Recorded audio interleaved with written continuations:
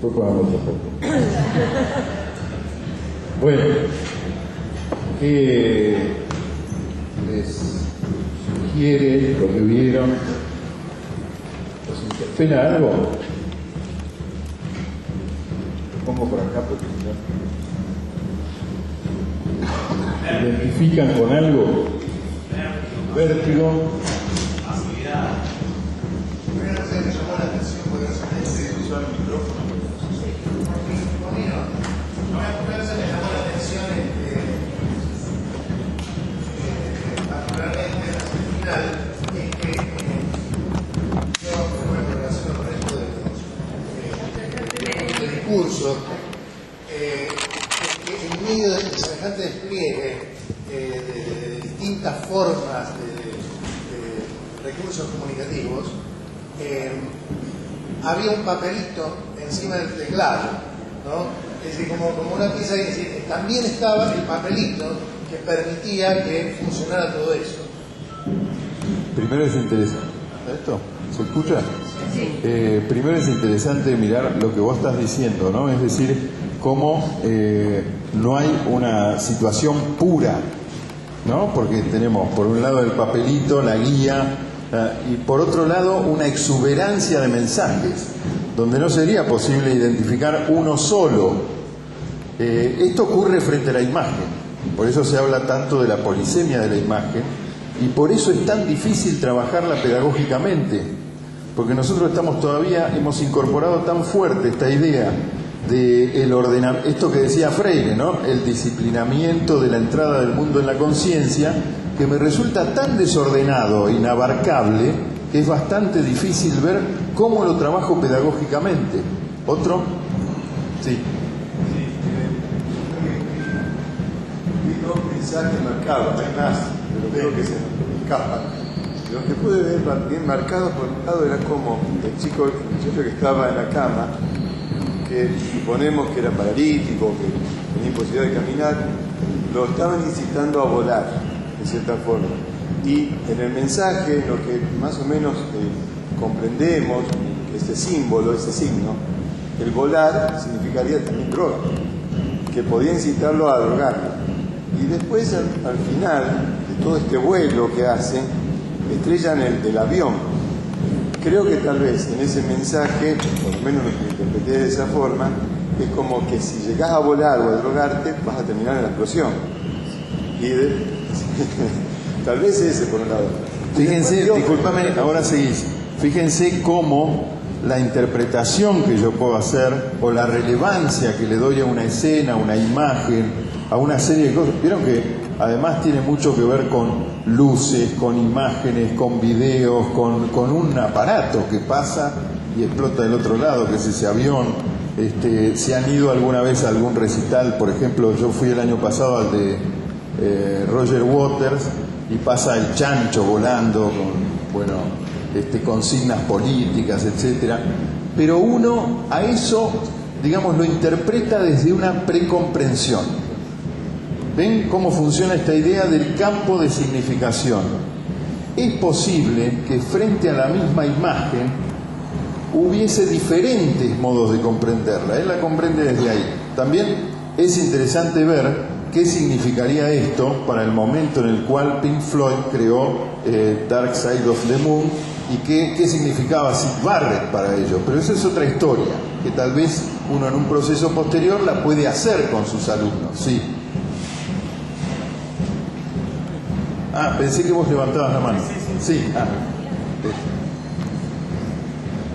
Una de las ideas que me transmitió la escena que él hablaba es en cuanto a la pasividad del hombre que está en la cama. Él no hace nada y los demás lo van guiando, azafatas, pilotos, y lo llevan a un vuelo donde él no tiene ninguna participación. Eso me llama la atención. O sea, yo observé la pasividad de esa persona, y después todo el tema de los mecanismos relacionados con los relojes, me lo imagino como que todo está predeterminado. Esa mano bajando la primera ficha del dominó, como que desencadena todo lo demás, me llevó a pensar, bueno, que es una cuestión de tiempo, que el tiempo en realidad veíamos que era como un laberinto, el reloj ese dibujado, y la mano volteando la primera ficha me llevó a pensar como un predeterminismo, ¿no? Donde uno tiene una actitud pasiva y es guiado por el resto. Esa es la imagen que me transmitió la parte de la cámara. Bien, de alguna manera uno podría decir que este tipo de conjuntos textuales nos ubican frente a un sensorium complejo. Es decir, no es simple lo que estamos mirando, pero tampoco es simple percibirlo e interpretarlo, y cada uno, y a veces se pone ahí más fuertemente la relevancia de la subjetividad. Y esto es importante tenerlo en cuenta, porque en realidad no hay una interpretación que sea la adecuada, si ustedes quieren. A lo mejor sí, si uno empieza a bucear, tendría que investigar muy bien, etc. ¿Quién más quería hablar? Yo me quedo con toda la puesta en escena y lo que significa la calidad de sonido y el trabajo de iluminación, esa manipulación a querer participar de eso, que genera un montón de sensaciones, temor. Te vibra en el cuerpo. Pero te vibra en el cuerpo y vos si decías estás ahí participar. es impresionante porque te atraviesa el cuerpo. Y eso es mucho más fuerte que todo lo que ves. Sí, y hay otra cosa también que me pasaba por la mente mientras miraba el video. Yo pertenezco a una generación de secundaria de los primeros años de los 80 y aparecían esos famosos mensajes subliminales y determinados autores no había que escucharlos, y en nuestras escuelas nos reprimían, en el sentido literal de la palabra, para no escuchar este tipo de artistas por los famosos mensajes subliminales. Y uno, al mirar todo este tipo de escenas, siente toda esa sensación como que vuelve de esa historia escolar vivida por nosotros y decir, la pucha, ¿qué estamos escuchando? Digamos, ¿qué nos pasará? Nos hará una cosa rara por ahí. Son todas esas sensaciones subjetivas que vienen ya premoldeadas por nuestra historia escolar, y con esta ambigüedad y esta lucha antagónica, quiero participar pero tengo miedo. Son manifestaciones culturales que producen. Yo pongo esto porque a mí me gusta y además me interpela a mí, ¿no? Y me parece que algo nos dice generacionalmente también. Es probable que a los pibes de la secundaria esto no les diga nada. Es decir, yo veo, por ejemplo, los adolescentes de mi barrio, así, cumbia. Prácticamente es cumbia. Sin embargo, hay algunas cuestiones que tienen que ver con las construcciones que se producen alrededor del uso de Internet, etcétera, que tienen que ver también con esta especie de exuberancia de mensajes, ¿no? ¿Quién iba a hablar ahí? ¿Uno, dos más? Casi un poquito volviendo a esto, ¿no? Es la primera vez que veo en imágenes este recital. Casi toda mi vida me pasé escuchando Pink Floyd, y para mí, por ejemplo, estos temas tenían otro significado, ¿no? El primero de los temas que para mí relataba una carrera de autos, un choque final letal, ¿sí? Ahora, al ver estas imágenes, cómo cambian los significados, y con tantas imágenes, ¿sí? tantas cuestiones visuales, cómo han cambiado los significados que yo tenía, que tuve durante toda mi vida de escuchar esta música, ¿no? Cómo van cambiando a partir de lo que para otros les significa, y cómo hago una relectura de lo que para mí siempre significan estos temas. Otro más, último. Yo quería decir que tuve la suerte también de ir a ver a Roger Waters y No se escucha, espera que te llevamos el micrófono. y de alguna manera yo cuando veía eso me sentía como que estaba ahí adentro del recital, y que yo podía caer redondo si me llegaba a estallar el avión arriba, que fue la sensación que yo tuve cuando con el avión en el recital de Pink Floyd en The Final Cut sobrevolaba el mar, que las gaviotas me cantaban en la oreja. Y de alguna manera yo trabajo mucho Pink Floyd cuando doy clases, porque justamente me parece que no específicamente estos recitales, pero que también creo que también hay que analizarlo en relación a lo que significó Pink Floyd, lo que significa Pink Floyd o Roger Waters en vivo, que por algo que han quedado en la historia. Yo trabajo más que en películas, ¿no? Yo doy clases en el Instituto de Cine. Me parece Y el tema de... Yo no coincido demasiado con el principio, porque para mí es un enfermo mental en el cual él es el único libre. Y por eso la relación entre libertad y volar y cómo el tiempo te termina matando. Y lo interpreto más por ese lado. Y creo que es fundamental, creo que también está bueno hacer la relación con Aprendiendo a Volar, que él definitivamente termina volando con dos plumas de gallina. Y eso no siempre vamos a chocar como un avión, sino que también a lo mejor utilizando nuestros brazos y dos plumas en cada uno de los brazos podemos seguir volando y llegar a la libertad. Bueno, se nos ha hecho medio corto el tiempo, digo a mí por lo menos. Yo siento que por ahí hubo cosas que no pudimos explotarlas bien.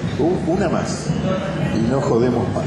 No, simplemente a mí me parece que es un magnífico ejemplo del collage postmoderno en el que estamos, donde no sé si tenemos que buscarle una línea de sentido, que es lo primero que tratamos de hacer, ¿no? De encontrarle sentido a las imágenes, a la música, a las luces, a lo que se está escenificando. Sentido tiene, mirá. Hay intencionalidad, sin duda, pero creo que hay también fugas de sentido, donde lo que prima es el espectáculo, donde lo que prima es la interpelación a los sentidos. Sí. Y el estar así atónito, y no sé si creo que podemos llegar a encontrar todos los argumentos o los textos que están.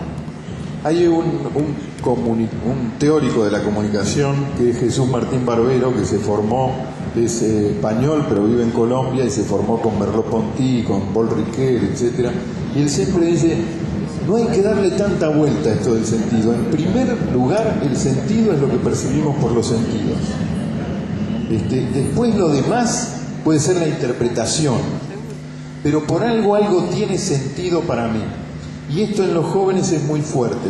Y yo no digo esto, por ahí nosotros hemos prestado atención a esto, hemos conversado un ratito sobre esto, pero les cuento una experiencia nomás, del costo que puede tener a veces si uno no presta atención y no reconoce el mundo cultural del otro.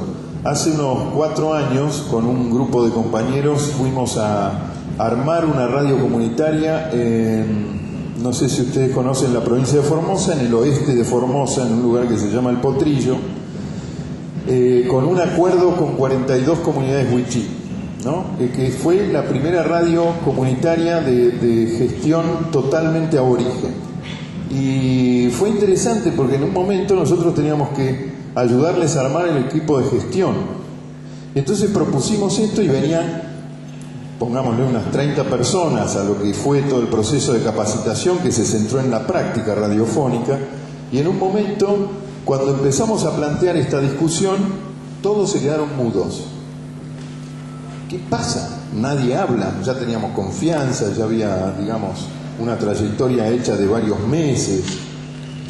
Y resulta que uno de los flacos, uno de los pibes, se acerca a uno de los pibes del equipo mío y le dice: si vamos a discutir tenemos que salir. Nosotros trabajábamos en un recinto cerrado. Tenemos que salir porque nosotros no discutimos nada si no es al aire libre. Entonces, fíjense qué tontería. A veces te puede hacer fracasar una estrategia si vos no tenés un reconocimiento del mundo cultural del otro, al menos a través de un informante.